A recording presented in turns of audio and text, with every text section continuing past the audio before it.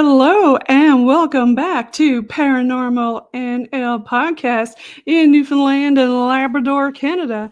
That's PNL Podcast for short. I'm your host and founder, Jen Nosworthy. Thanks again for tuning in to UPRN, United Public Radio Network, 107.7 FM in New Orleans and 105.3 FM Gulf Coast. Now, tonight, I've got a special paranormal guest from Texas waiting backstage who I'll bring on shortly for tonight's UPRN segment number 20. PNL Podcast is sponsored by the BOG team, a boots-on-ground BOG team doing historical paranormal investigations in Newfoundland and Labrador, Canada. PNL Podcast believes in supporting international paranormal networking and highlighting global paranormal people, places, and things. If you'd like to be a guest on my show or have a historical or heritage building you'd like investigated in Newfoundland, contact paranormal.nl.podcast@gmail.com, and you can follow a PNL Podcast and the BOG team on their Linktree Paranormal NL Podcast. Now let's get on with the show. Tonight I have on with me all the way from Texas, we've got Michael Kopf. Welcome. Thank you for having me back on. Yes, I say welcome back to the folks on UPRN who are listening. He was on PNL Podcast in season 2, episode 53. And that was that when I was doing video or just radio? I think it might have been just radio. I can't remember. It was radio. Yeah, I think it was just radio then. But welcome back, Michael. Now you're with the energy that surrounds us, riding through the unknown and paranormal verses. You've got a lot of podcasts. Tell us more about them. I am, and I do. And so the energy that surrounds us is my paranormal podcast where I delve into the unexplained and go and look and see what's guests I can bring in to help, promote what they do, and also to share ideas and share awareness to topics that I think people just may not be aware are classified as paranormal, because to me, I go by the definition of paranormal being anything that is unexplained. So it's I agree. Yeah. Right. Yeah. So I try not to limit it to paranormal investigations or equipment or teams. I branch out and try and do a variety of topics. And then I think about the metaphysical when I see a lot of your different logos and stuff like that. And I know you're also a Reiki Master, correct? I am. Yeah. So you've got and you're a paranormal investigator, you're a speaker, a vlogger. You've got a lot of stuff on your plate. I know. I wonder how I get it all done sometimes. Right. Yeah. I mean, there mustn't be much stuff left at the end of your day when you hit the pillow, or do you ever hit the pillow? I hit the pillow, but yeah, I find myself watching like Doctor Who or other shows to kind of rest my mind and fall asleep. Right. A lot of us podcaster folks are like, yeah, I'm gonna go to sleep, and then you go to bed and you're like, all these things go racing through your mind, right? But right. Tell us more about you and some of your podcasts, and maybe even some of your guests who you've had on, or some of your experiences. Sure. Riding Through the Unknown is my esoteric series, and for your listeners who may not be familiar with the term, esoteric means hidden history or just hidden from, the world and everything. And so it's topics that kind of fall under the category of conspiracy theory sometimes, or it's just a piece of history that may be mentioned one time and then kind of gets buried under other things. And it's like, wait, that was a really important thing. So I try to find guests and bring awareness back to those topics and Yeah, it's kind of Some hard to do a podcast sometimes without getting into some of those things, right? The conspiracy theories and but I love the ancient stuff too, and the esoteric also, and the unknown, you know? right, and I mean it's so interesting when it's like we look at something and take for example, here in America we have a delivery service called FedEx. And a lot of people don't realize in the logo FedEx is an arrow pointing to the right. And that is an example of what I mean by esoteric is it's right there in front of us, just we're not aware of it.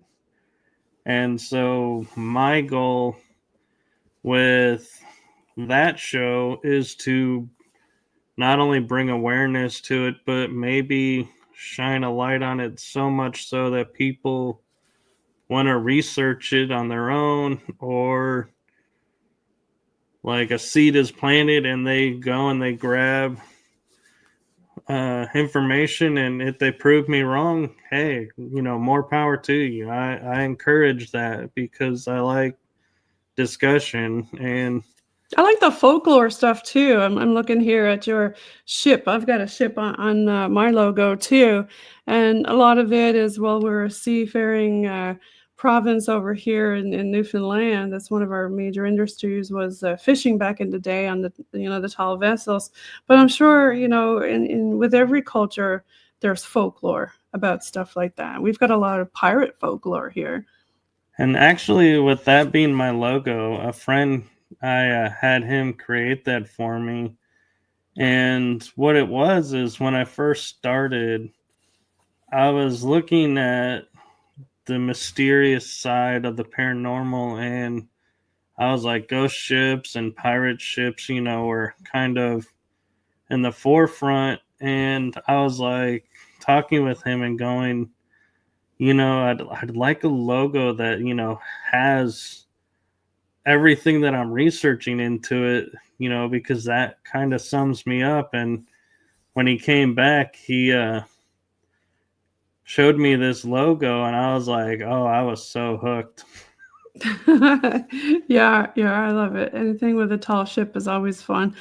And it looks like you might even have a ghost on board by the looks of it. I think there actually is two ghosts. I see one stood up there. Yeah. I like to hide stuff in my logos too. Like when you do your logos, do you hide stuff in them for people to find, like little Easter eggs? Actually, my show logos, my cousin does, and he creates them in a way where I give him an idea and Right? he brings them to life. And it's really amazing how he's able to do this because he's not actually in the paranormal field. And so he does my intros, my outros, and It's always nice to have somebody else create stuff for you too. Give them a vision and let them kind of use their creative magic and see what happens, right? it is. And Yeah. We always like to hide a puffin in our logos because Newfoundland and Labrador's main bird is our little puffin. yeah, um, the one that I think has the most hidden is the writing through the unknown. There's our little puff. And that logo, one of them, This one. uh, that one is it's the other one that has the kind of hidden aspect to it more so is, this one has it on the Stargate, which is Oh, I kind love that. of, Stargate. That's one of my favorite movies. oh yeah. I liked this one because it shows going on adventure beyond, and I loved how he has one image in the forefront and then another image in the gate, and he's just casually walking in, and I'm like, that was so perfect to me because that is how I feel, like I'm just casually walking into a new world. It's like every podcast you go into, you don't know what you're going to expect. You just stick your head in and woohoo, let's go, you know? I mean, do you believe there's portals around the world? Oh yeah, absolutely. I actually got stuck in one. Tell us about that. So I was in a jail that's been abandoned in Texas, and I was walking along, and the whole night I could sense something was off, but I couldn't pinpoint it down. Like I felt like I was being watched and everything, and all my senses were on high alert. And normally, when I find portals that are like naturally created, I can walk around them and be like, yeah, it's right here. And I was on a location and and somebody challenged me and I actually got it right where it was. And I was walking through the cells, and next thing I know, I'm being tapped on the shoulder by someone, and I fell to the metal ground, hit my head, came Ouch. to, and was like, "What's going on? Why am I down here?" And they said, "You were not responsive. You were not responding." And I was Oh like, my "What are you God. talking about?" They How were like, long were you out, Michael? probably like 30 seconds to maybe a minute or two. Not very long, because they were trying, to get my attention right away. So it was fortunate I was with the team, but Mhm. then we went outside and I got some water in me and felt better and went back in, and I couldn't sense it. Well, And hello, you've got a friend with us. Who's that?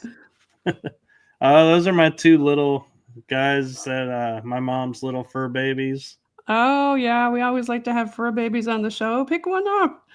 Oh, they just ran outside chasing a squirrel. Oh, a squirrel. Yeah, I just squirreled on you there. Now, when you fell on the floor, thank God you weren't alone. So you went outside, you got some water. Did anybody tell you, or did you tell them about what you experienced while you were gone, per se? No, it's, I just know I was unresponsive, and they just like kind of tapped me really hard, and I just fell. It was like I wasn't there.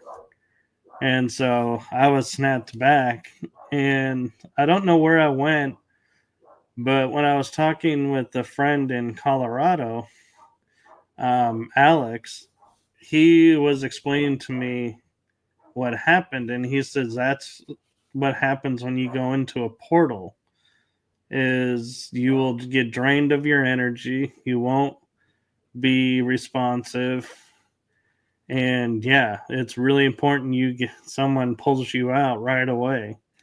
And so he then, what I have now because of that is, I don't know if you can see this, but let me see.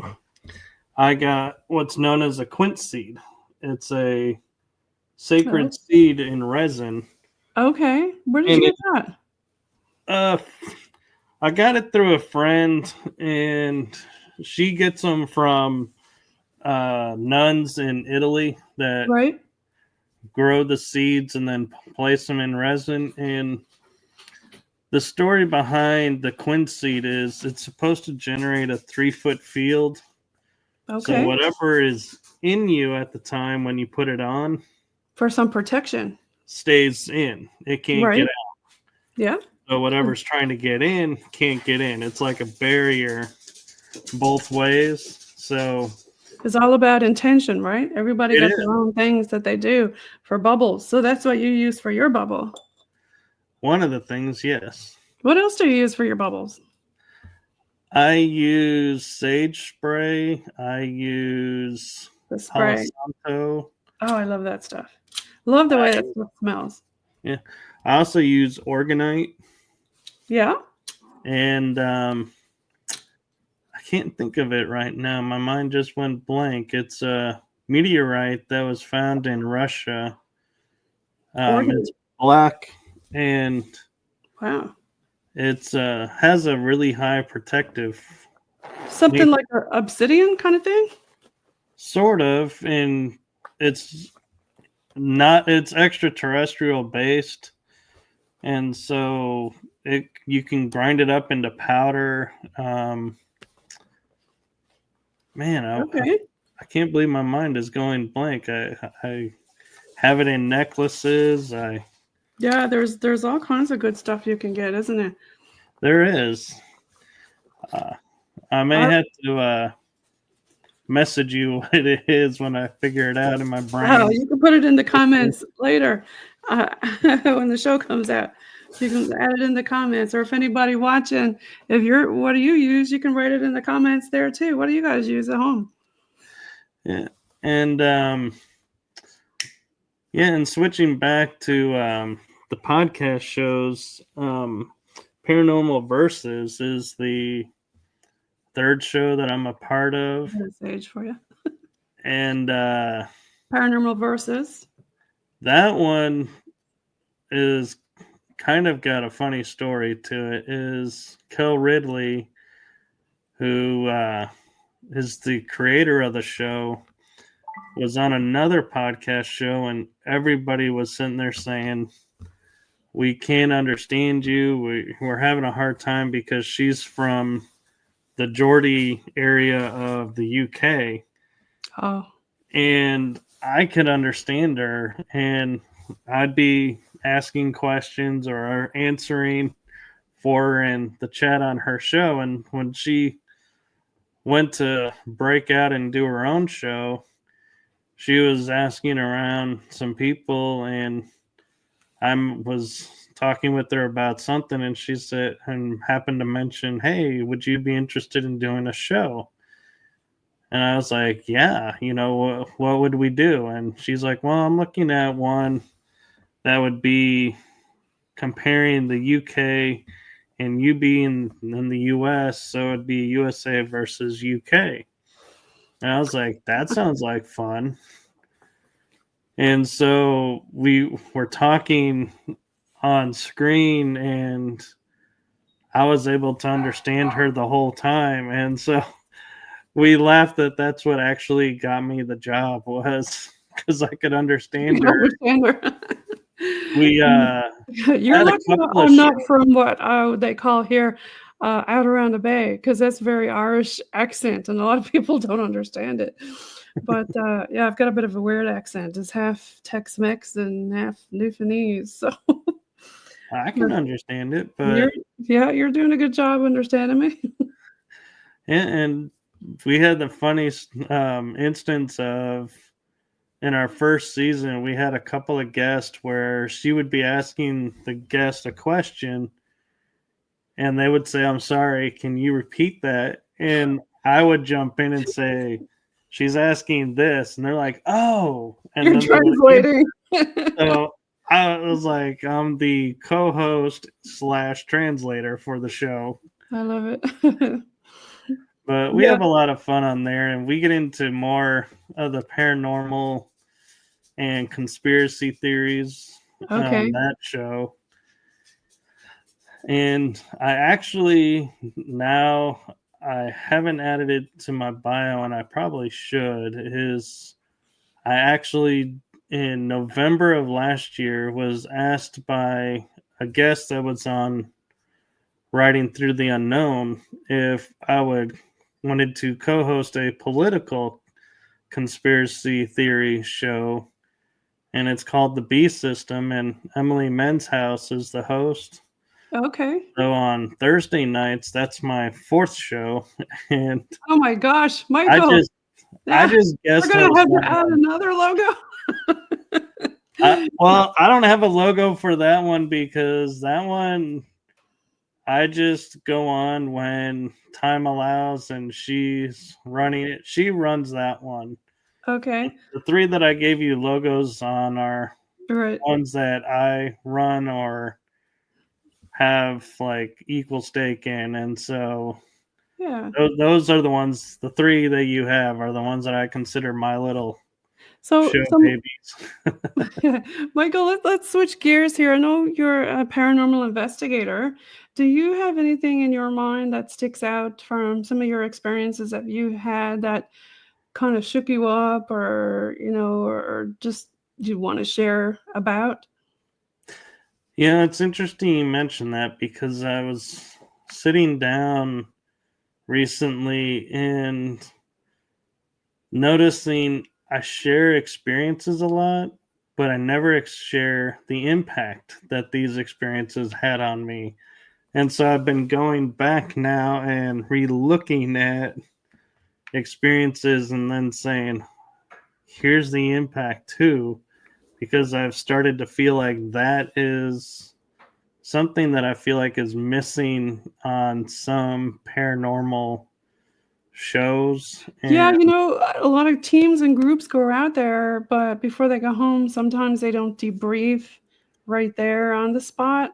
They do it later, or some groups or teams don't debrief at all. And I think, from a mental health standpoint, not only with the evidence, but I think that helps people to talk about it, what happened.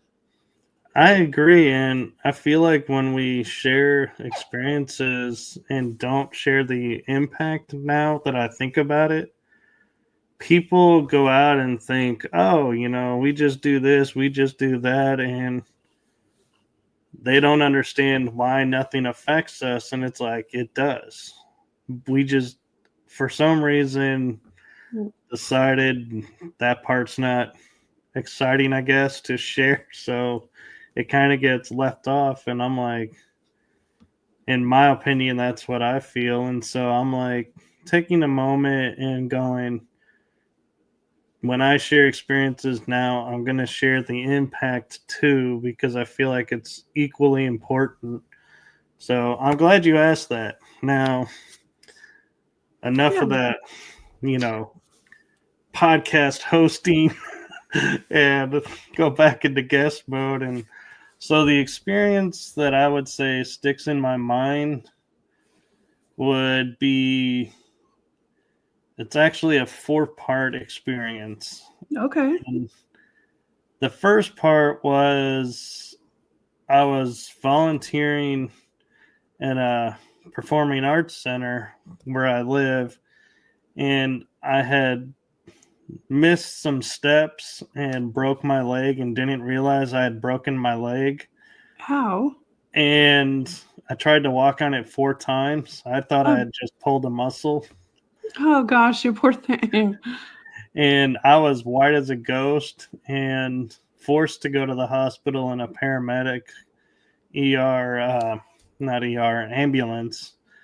And I say forced because I thought I could just sit in the back seat and drive over there. I didn't think it was broken. So I was under the impression, it's just a bruise. No big deal. And then found out, nope, it was broken. So that kind of rocked my world because I was like, never broken anything that serious and that badly before. And so I had 2 metal plates put in my leg with several screws to hold them in place. I've done lots of those surgeries. Yeah. And Yeah, they're no fun for the patient, but this no, this happened on investigation. Did something push you, or did you fall down, or? no, actually this is the bit that leads to the experiences. That's Okay. the Okay, background because you said story. it's 4 So parts. Yeah. yeah, that's the introductory part. Now the Oh, paranormal part is actually 3 parts. okay. And this is where it gets interesting. So I'm going on through, after the surgery, recovery, going through the PT, and in my mind, I'm supposed to be going on a vacation in a few months after this break happened. And I'm like, and it happens to be a round trip cruise to Hawaii. So I'm like, no way I'm missing this opportunity. Right. Nobody wants to miss going to Hawaii. So I'm like begging the doc to get me into PT as fast as possible, figuring my mind is like, I've walked for 40 years now. It's, second nature will just kick in. No big deal. I haven't been, not walking that long. Well, the first day of PT arrives and that got shattered. I was like, there was no way I was going to be walking anytime soon. And I was like, kept talking to the head PT guy and saying, I need to go in December on this trip. And it was like late October, early November when I got to start PT. So I was like, time crunch overload. And I'm like, why can't my leg work?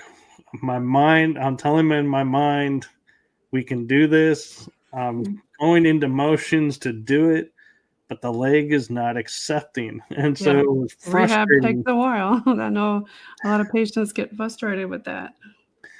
And so I finally gave in and started just doing the PT day by day. And it started getting to where I could do more and more on my leg, and it was starting to accept. And so I was like, okay, had to take the pressure off.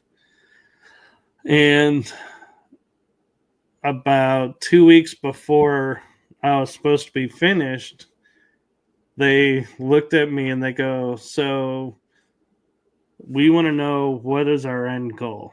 Do you want to be able to run again, or do you just want to walk? What is your thing? And I laughed and I go, well, when you look at me, I'm not much of a runner, so I'm okay if I don't get the running skill back.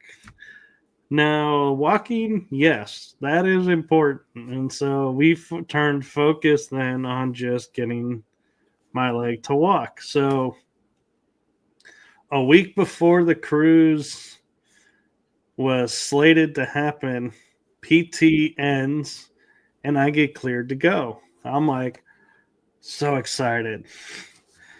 So we get to the airport, and you would think being on crutches, you would get like priority help and service at the airport. Yeah, not so much. No, that's not good. I went in line and had to wait some, and I got to go through. And here's where the paranormal bit starts. And to me, it's paranormal because I can't explain why this happens. But when I had the metal in my leg, either who was in front of me or who was behind me when I would go into the metal detector would show metal in their leg. I never did, even though I had the metal in my leg. Okay. And I always thought that was weird because I would hop in, they would take the crutches from me, and then they'd hand them back after taking the image. And, I guess they're looking at me like, why are you on crutches? But somebody else would be flagged for having metal in their leg. And I was like, that was just bizarre. And so we end up being late to the cruise departure because our flight was delayed. So we get on this ship because they had to wait because we were booked our flights through them. Mental note there for anyone who wants to cruise: book your flight to board and disembark and your excursions through the ship, because then they're forced to wait for you. That's important if you're a paranormal explorer and you want to go out doing paranormal tourism. That's important if you just want to be a tourist, but yes. I like to keep it paranormal. Well, you're not going to get disappointed as this story is about to unfold. So you can imagine being on a cruise ship. I'm using my crutches to get around.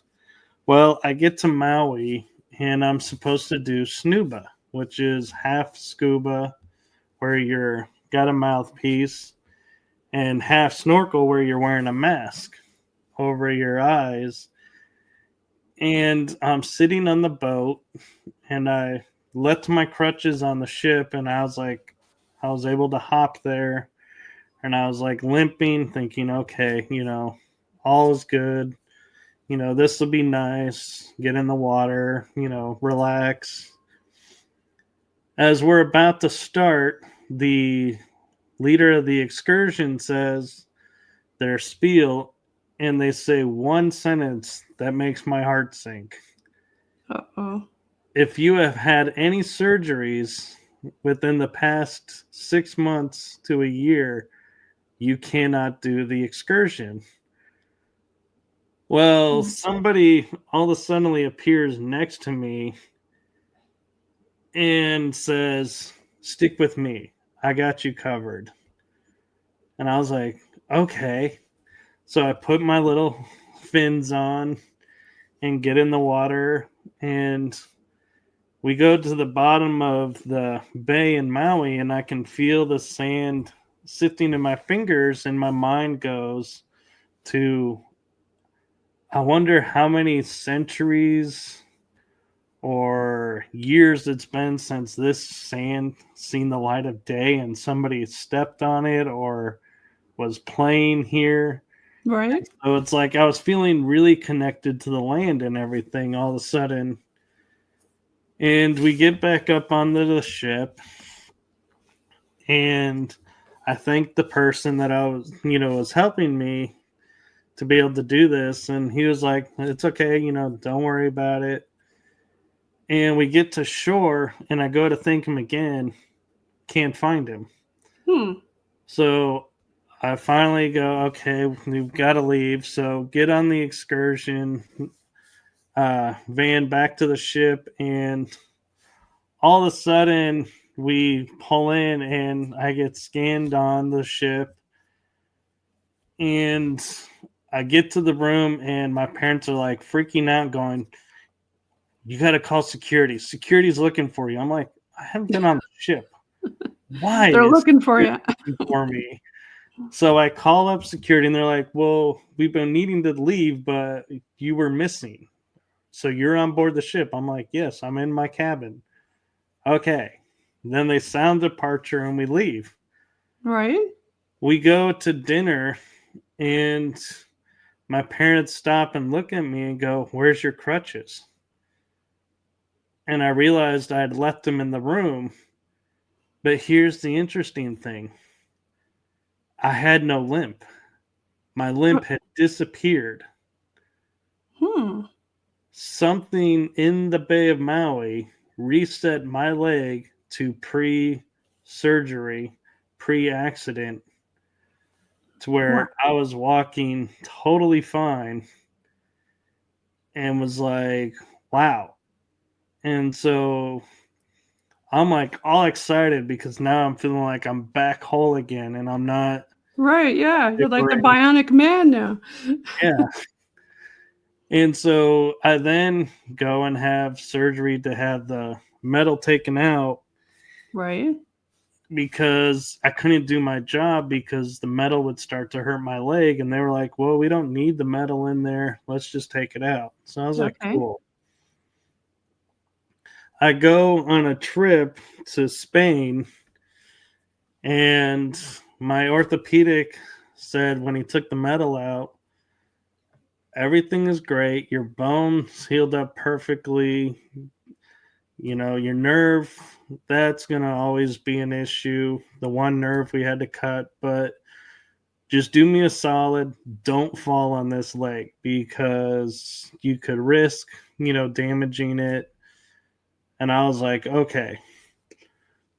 I get into a terminal in Spain, and my foot hits a metal slat and goes right to the ground.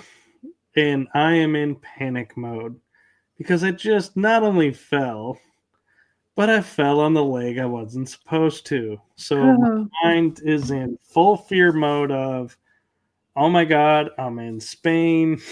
I'm on a cruise ship. Like, this I is gonna didn't be even a mess. go I'm in. gonna be in a hospital in Spain. Yeah. Right? I'm Yeah. like, this is not good. So my parents help me up and we go back on the ship and we miss that port. And I'm sitting or I'm laying down on the couch in the room and we had the door open to the balcony so I can hear the water. Well, this is where the paranormal comes in again. This voice comes out of nowhere and Hmm. is very loud, like a booming voice. And it goes, "Who are you?" Okay. And I'm like, I answer back, "I'm Michael." And he goes, "Who are you?" And another booming sound. I'm like, "I'm Michael. How many times are we going to cover this?" And the booming voice comes again and says, "Who are you?" And it dawns on me, they're not asking my name. They're asking, "Who am I?" Not my name. And so I go, "Oh, I'm a Reiki healer. I can use elements, I can heal things." And then the voice, all of a suddenly, still booming, changes, but it says, "Where are you?" And I'm like, "What do you mean?" Again, "Where are you?" And I go, "I'm on the ocean. I'm, you know, Right? Yeah. on a ship." And then it says, "What is your element?" And I go, "Water."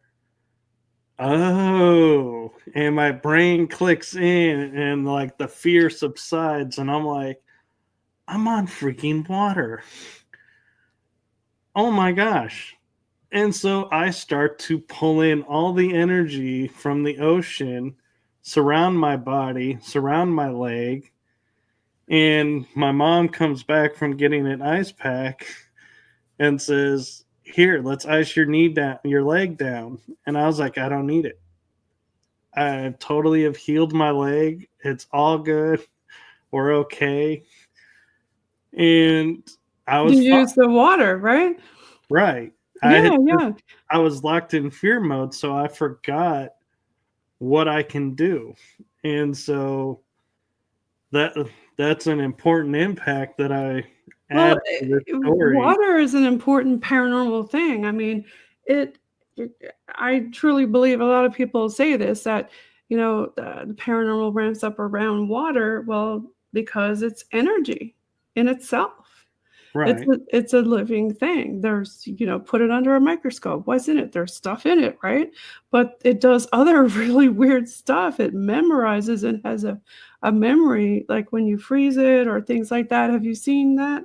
I have all the ice crystals that it does under sound and Yes. other frequencies. It's very mysterious. And we're made up of what, 75% water?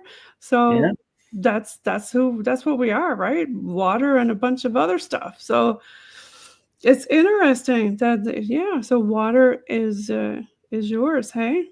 Yeah, I'm a water sign and so I'm able to use water to heal. And so we go through and finish that transatlantic cruise and that on a side note, that cruise ironically puts us arriving in the Atlantic Ocean on the tail end of Hurricane Sandy. So I Oh, got to be wow. on a ship through not only the Bermuda Triangle, but through Hurricane Sandy as well, the tail end Wow. of it. So that Wow. was an adventure. So, yeah, you've had that was an interesting trip, that's for sure. And I Yeah, know, a lot of people, they wouldn't wanna give up that trip either. I'm looking, I've got your website pulled up here. You've got a lot of different articles and things that you've written too. I Um, do. And before we get into that, I wanted to share the last part of the experience was the following year. I was in southern France, going through the Cathar region, which, if anyone's not familiar, that's the area where like the Knights Templar were, and a lot of that mystery, and Mary Magdalene being there. Well, I climbed up to go to Mount Montsegur, the castle there, the ruins, and on the way down, I slip and fall again on that leg. Michael, oh no. This time, my friends that were there both came almost rushing up to me and were like, "Oh my God, are you okay? Are you okay?" And I was like, I literally felt like this going, "It's okay." I was like, "No worries. I'm all right." You're like, let me just go jump in the water. I'll be fine. I was like, I had no fear of hurting my leg at all. I was like, total different reaction, and just got up and just walked away. And another interesting aspect of what happened in France, I think I had time to share this, was we were staying in a cabin at the foot of Rennes-le-Chateau, which everybody knows is a sacred hotspot for a lot of mythos and a lot of conspiracy theories. Well, we started going up, my roommate and I, one night, and as we were going up, there's this rustling in the bushes along the side of Rennes-le-Chateau, the hill up to it. And we get to the entrance, and I stop. And I say to my friend, "We got to turn back." And he's like, "It's right here. I can literally touch the stone." I was like, we can't. We got to go back because this just isn't right. I got a bad feeling. So he trusted my feeling, and we went back. The next night or the following night, we go, and we're going up the hill, and there's no sound. And so I'm like in my mind going, all right, so the guardians of the city are okay with us being here tonight. Don't know why we couldn't go in the last time, but this time we're okay. And I look over to a sacred mountain in the background. And if you're familiar with the 13th Warrior movie, that fire worm. Okay. We literally see one start going down the mountain towards us. Well, And the strange thing is, it's going straight through trees. It's not starting any fires. And I'm like, how is it walking through the trees, not catching anything on fire, but it literally looks like a line of fire. And your friend is there, and your friend is seeing this? Yeah, we're both seeing it, and I looked at him, and I was like, I don't want to meet up with that, do you? And he's like, no. So we hurry up to the city, and we get to halfway up again, and we notice it's still coming, moving somewhat slowly, but it's making progress. And we get to the edge of the city where there's the big stone that says Rennes-le-Chateau. And again, don't hear any rustling. So I'm like, okay, we're okay to enter. We take photos at the entrance of Rennes-le-Chateau. And we walk in, and so the Tour Magdala is to our right, and we go to the left and are looking out, and every mountain surrounding has this huge white glow behind it. Okay. And I'm like, is that a city or what is that? And we turn and we look next to the tour, behind the Tour Magdala, and we're like, well, there's a city down there, and they're using soft yellow light, and there's not much of a glow to it. And we look back, and I'm like, that's got to be a base or something sacred that's lighting that up. That is not normal. And we turn to walk behind the Tour Magdala, and as if, all of this going on isn't paranormal enough, just wait. My roommate hears a sound and I didn't hear it. And so he goes, I'm going to go check it out. I'm like, cool, go for it. I take 3 steps, look up, and a lady in white is floating across the path in front of me and appears to look at me but not acknowledge me and enters the tour Magdala. Just as she disappears, I hear a voice over my shoulder, and it's my roommate, and he's like, it was nothing. There was nothing there. I was like, huh. I go, did you just see that? He goes, see what? And I was like, never mind. My mind's thinking, I made this up. No big deal. So we start walking, and we notice at the end of the path are 2 red lights that look like eyes. They're spaced just enough to be like eyes. Okay. Yeah. And we both see it, and we're like, you see that, right? And he's like, yeah. I'm like, I don't want to meet whatever that is. Do you? No. You're like, no. Right. We took a few steps, and we're like, it's still there. And I go, well, here's a path to the right. Let's veer that way. And we're like, okay. So we take the path to the right, and we happen to go right at the entrance to the city. So I'm like, let's go back. We're good. Let's go back. And we're walking, and I have no memory of seeing the fireworm. So I'm guessing it disappeared. But the next day, we go to Pouvet, which is this castle that's connected to the Cathars. And on this big board, as you walk in, is a sign that says, Legend of the Woman in White. If you see a woman in white, you are marked for death. What? I freak out. Oh, no. And for 6 years, I never told anybody I had seen a woman in white. That's not a good thing. Oh. I kept So it you quiet. were like looking at your watch and your calendar going, wait, how much time do I have, right?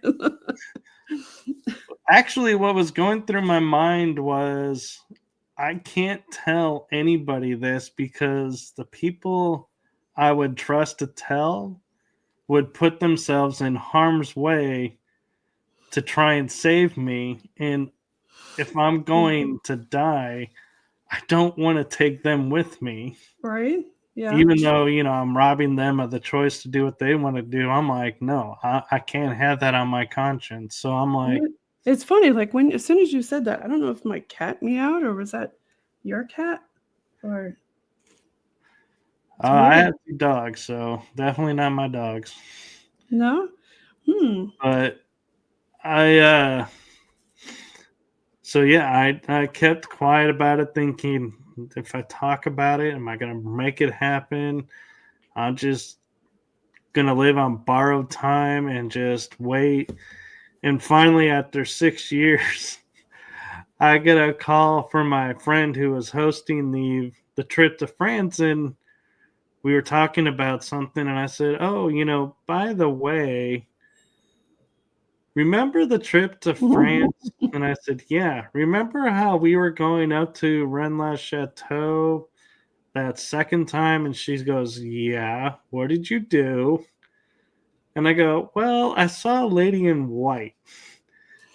And then remember Pouvet, how they talked about the woman in white? And she's like, why are you telling me now? Why didn't you tell me then? And I said, right, yeah. They put you in harm's way. And she's like, Michael, you should have told us. We could have put your mind at ease. We could have looked into it, done stuff to, protect and everything. Right. And I was like, that's okay. So yeah, it's funny how, funny how things work. The fear of my leg made me forget what I can do in Spain, and the fear of being marked for death led me to keep it hidden for 6 years under the guise of I was so afraid that it could become real because I mentioned it, that I was like,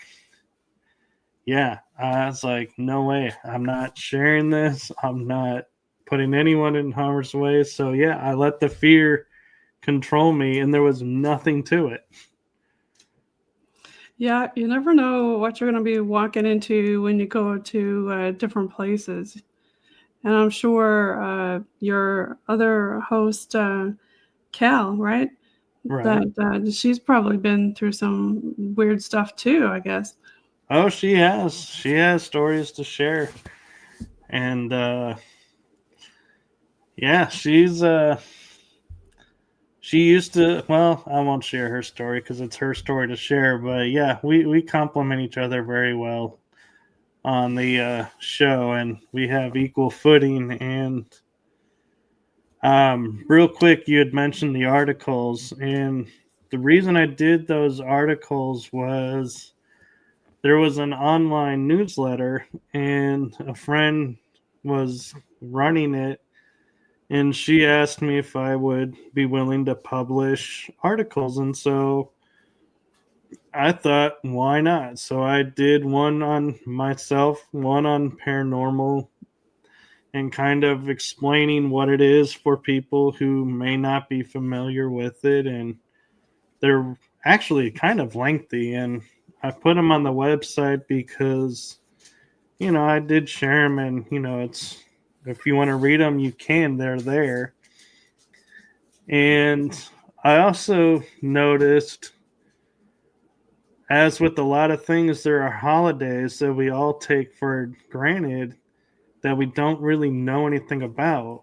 And so I started doing like holiday, like Halloween, Thanksgiving.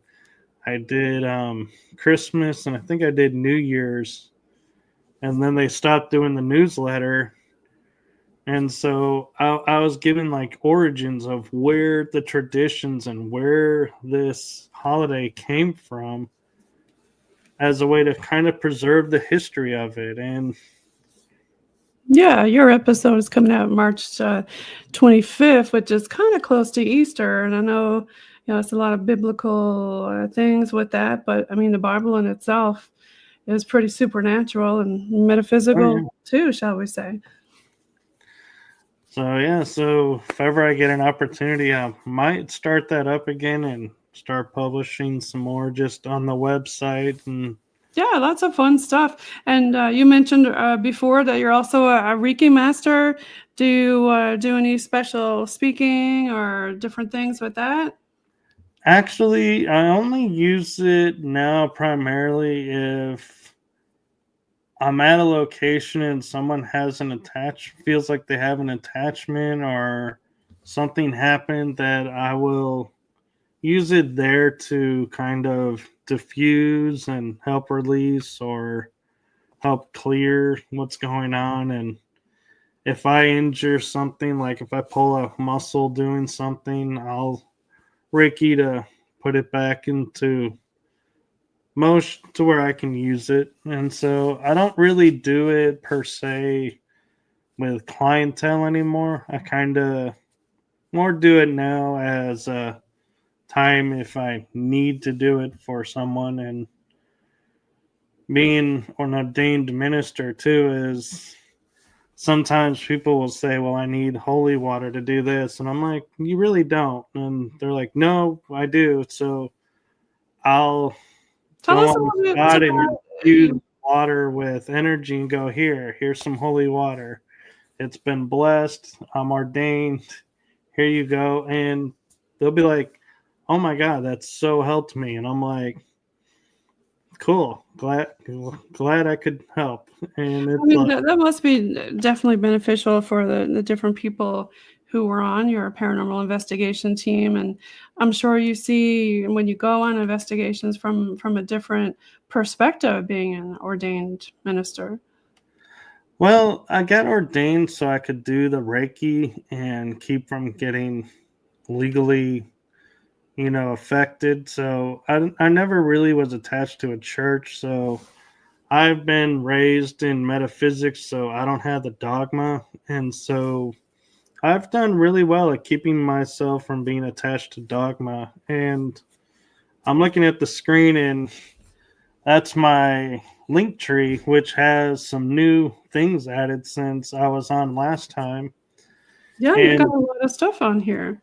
I have a website now that I It was, use. I had a few things up there from the website, and you've got the IMDb, and you've Right. got the. And Mhm. funny story about the IMDb page is I did an interview with someone and they said, oh, and when it was done, they said, by the way, you're going to be on IMDb. And I was like, really?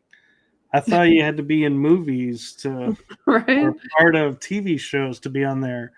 They're like, no, you're, you can put your podcast shows on there now. And so I now list all my podcast shows on there, as well as if I have I found another interview I was on IMDb, so I have them tagged to my page, so you can see everything that I've been involved in that's on there centrally through my page, which was a lot of fun. And it's got my show's YouTube channels, my YouTube channel. It's got my Rumble channel, the show's Rumble channels, the eTalk channel pages of networks that are not on Facebook.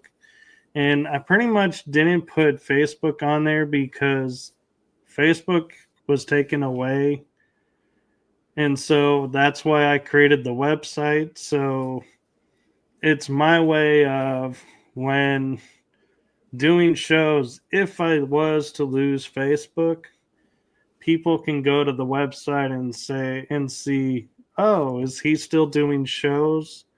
Because I update when seasons start or when if something's going on, I'll put it there. And That's a I great idea. Yeah, not a lot of podcasters use the IMDb. right, and on the website too. Now, what I started last year is I have a page that says appearances for the year. And when I go on an investigation or I go on, for example, like this show, it will not only list I was on this show, but it'll have a link to your site so people can go check out your stuff, a link where I have it posted so they can go check it out there. And it's my way of being like so grateful for the opportunity that I'm like, hey, people who are checking out my page, and if they're interested in the episode, we'll go check out your stuff as well. So it's like spreading the word about you as well, promoting your side. Yeah, I was actually going to show that up there also as you were talking about it. I'll share that screen there that you were talking about, where you can see on your web page all the appearances of where you're going to be. So here are some of the ones that you were in 2025, and you can see all the links. Fun. That's a great idea to do that, to link it in. And some people do that with their tree. They have all that stuff on their link tree too. Right. And I have the about me and the about the shows. So that's where I update it as necessary when things are updated. And actually, now that I say that, I probably need to go look to see if I did update it for season 3 or I just jumped in and kind of forgot to do that part. Well, Michael, do you want to give a shout out? We got about a minute left there to your fans who are listening, and other folks who don't know where to find you, where they can find you. So if you want to find me, the best way is through the link tree, or I am on Facebook under Michael Kopf. And you also want to give a shout out to my friends. Hey Bailey, hey Kel, hey Nova, hey Val, to Erica and Christy and Brian, and One quick Hello shout to out all the is fans. We got 30 seconds left. Got to give a station ID. You're listening in to UPRN 107.7 FM in New Orleans and 105.3 FM in Gulf Coast. And you're listening to Michael Kopf. And Michael, give another shout out to your fans. Okay, I'm going to give a shout out to in 5 July. seconds. I will be speaking at a Full Disclosure Now conference. So Follow Michael then. Thanks for being on the show, folks.